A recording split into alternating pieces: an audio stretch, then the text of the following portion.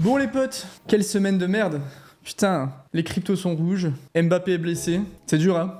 C'est dur. Mais on va faire un petit point sur le marché, les gars. Comment vous vous sentez aujourd'hui? Il y a une petite vibe de bear market, non? Premier message que je vois, le Bitcoin pourrait descendre à 50K et les alts à 0. Oui, bah oui, totalement. Je connais un mec qui m'a dit que Bitcoin pouvait descendre à 14 000, je crois. Non, je rigole. En tout cas, j'ai l'impression que c'est pas si grave que ça, ce qui se passe. Allez courir, allez faire du sport, sortez dehors. J'ai vu quelqu'un qui a dit sur Discord ou Twitter, je crois. Ouais, je suis sur la plage, mais je fais que de regarder les charts. Eh mais les gars, calmez-vous, fermez CoinMarketCap, fermez tout. En fait, soit vous avez des moves à faire, si vous avez des choses à faire. Alors déjà, faites attention si c'est vendre actuellement, parce que vendre n'est peut-être pas la meilleure idée que vous puissiez avoir actuellement. Et si c'est acheter, donc que vous avez des moves à faire, là vous pouvez regarder les charts. Mais essayez d'éviter au maximum, et je sais que c'est dur, de ne pas regarder les charts. Pour ça, j'ai des petits tips que je peux vous donner. C'est que par exemple, sur mon téléphone, j'ai aucune application où je peux aller regarder les cours des cryptos. Parce qu'en fait, moi je fais que des moves sur mon ordi. Je ne fais rien sur mon téléphone, j'ai pas d'application crypto ou quoi que ce soit. Et du coup, bah, sur mon téléphone, en fait, si je vais voir les cryptos, c'est juste par curiosité, tu vois. Bon, je peux le faire avec Safari, enfin avec Google et tout, mais j'ai pas l'application où j'ouvre l'application CoinMarketCap et j'ai mes favoris et tout. Non. Donc essayez d'éviter ça.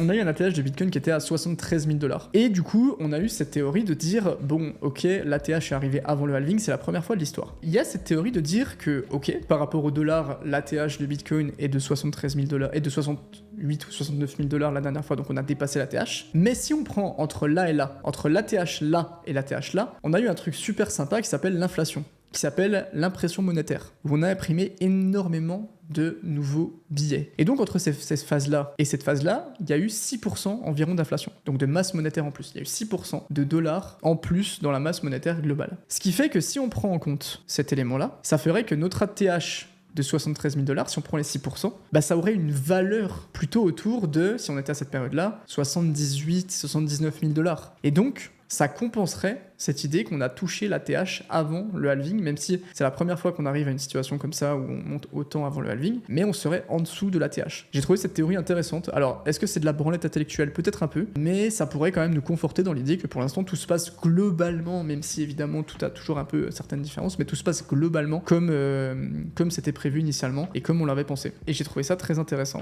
Vous voyez cette charte là? C'est une charte de psychologie, vous connaissez peut-être, en gros, d'un marché financier, la psychologie. Comment est-ce qu'on est? On arrive en fin de bear market, on se dit oh il y a un peu d'espoir, oh finalement ça commence à remonter. On arrive au top de marché, on est ouais je suis un génie, les cryptos, nouveau paradigme, ça va niquer les banques et tout monte et après on redescend, anxiété, déni, etc. Ça c'est la charte classique. Sauf que vous voyez ici, cette petite période là, on commence à avoir un peu d'espoir et là, waouh, ce rallye en fait n'aura jamais lieu. Ça ne se passera pas comme avant, ça y est, c'est fini. Et je pense, avec beaucoup de conviction, que nous sommes là. Je peux me tromper, évidemment, je n'ai pas la science infuse, mais en tout cas, dans ma tête, j'en suis vraiment persuadé. Et tous les indicateurs sur lesquels j'ai essayé de confirmer cette théorie, ou plutôt de renier cette théorie, parce qu'en général, quand je cherche des indicateurs comme ça, je me dis, ok, vas-y, j'ai cette idée, j'ai cette théorie, je vais regarder les indicateurs pour essayer de détruire un peu cette idée, pour savoir s'il y a des éléments qui peuvent croire que, ah bah finalement, on est juste là. Tout me confirme qu'on arrive ici. Tout ce qui se passe, les institutions, les news, etc. Et c'est pour ça que, personnellement, je pense que c'est simplement le calme avant la tempête, c'est simplement ce qu'on appelle en anglais un shake-out, donc en gros des grosses vagues pour essayer un petit peu de purger tout le monde pendant que les institutionnels aussi continuent d'accumuler et qui arrivent et qui simplement disent bah en fait non ça se passe pas comme ça, c'est pas juste t'attends le halving et tu achètes. Il va y avoir des péripéties, tu vas te manger des gros tsunamis dans la gueule, tu vas te manger des moins 30, des moins 40% et là on va regarder si tu mérites de prendre tes profits. Et je pense sincèrement qu'on est simplement à cette période, beaucoup de choses le confirment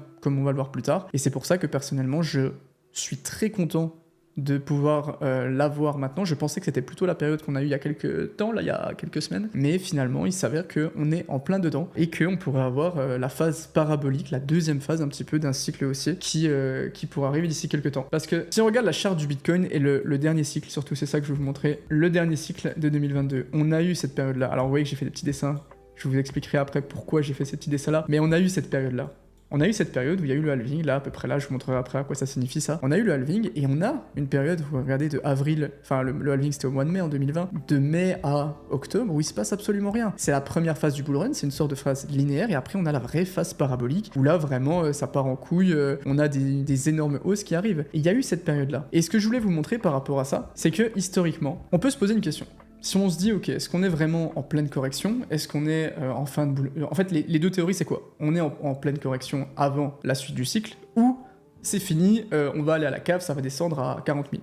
C'est ça les deux théories. Et l'une des choses les plus simples qu'on puisse faire, c'est simplement d'aller voir ce qui s'est passé historiquement. Et si on regarde historiquement, le halving des crypto-monnaies a eu lieu le, je crois, 18 ou 17 avril 2024. Donc c'était il y a exactement 60 jours, il y a 2 mois, c'est pour ça que vous allez voir ça. Et je suis allé voir historiquement, pour vous montrer un petit peu tout ça, je suis allé voir historiquement, qu'est-ce qui se passait 60 jours après le halving? Qu'est-ce qui se passe concrètement? Là on est sur Bitcoin, le halving a eu lieu le 11 mai, il s'est passé 60 jours, donc exactement la même période. Bitcoin était à 9500, on a eu une période à 9100. Et la phase parabolique est arrivée un petit peu plus tard, autour du mois d'octobre. Si on regarde historiquement, 2016, pareil. 2016, on a eu le halving en juillet, je crois que c'était le 11... Non, c'était le 11 mai et le 8 juillet peut-être. Ou le 7 juillet, bref, on s'en fout. 60 jours plus tard, Bitcoin qui était à 650, Bitcoin qui est à moins de 600. Et on a eu pareil, une période où, bon, phase d'ascension, jusqu'en octobre-novembre, où là, ok, ça commence à bien se passer, et là, regardez ce qui s'est passé. Donc ce que j'ai envie de vous dire, c'est que pour l'instant, premier élément, pour l'instant, historiquement, tout s'est répété. Tout s'est répété. À part l'ATH qui a eu lieu après,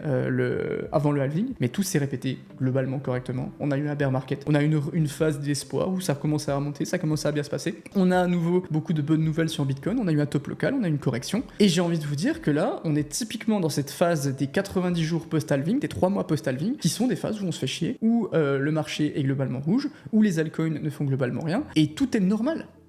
Tout est juste normal. Et si vous regardez historiquement, on était là. Ok, Bitcoin à 18 000, on est monté à 41 000, on s'est cassé la gueule, on est remonté, on s'est cassé la gueule, on s'est recassé la gueule. C'est pas une courbe qui fait globalement, comme on pourrait le croire, globalement linéaire, et après, hop, deuxième phase. Mais par contre, si on dézoome un petit peu, c'est cette structure qu'on a. C'est cette structure où là, on est à peu près dans cette phase-là, une phase assez linéaire de hausse, où là, il va y avoir des corrections, des dips, et c'est dans cette phase-là que les altcoins performent. Et je vois beaucoup de gens parmi vous qui sont un petit peu en train de se dire, oui, machin, les altcoins vont pas performer, ça va être un bull run sans altcoins, etc. Je suis pas du tout de cet avis. Je suis pas du tout de cet avis parce que historiquement, les altcoins ont toujours performé dans la deuxième phase du cycle, et historiquement, on a toujours eu des altcoins qui étaient très silencieux pendant cette période-là et qui ont eu des ascensions absolument exceptionnelles. Il y a juste à regarder Polygon, c'est débile. C'est que Polygon, là, pendant cette phase de Bitcoin montée, il s'est rien passé. Et on arrive en deuxième partie de cycle, et là, Polygon est passé de 40 centimes à littéralement un ATH autour des 2 $. Enfin, plus même, après, on est monté à 2,50. Donc vraiment, pour ceux qui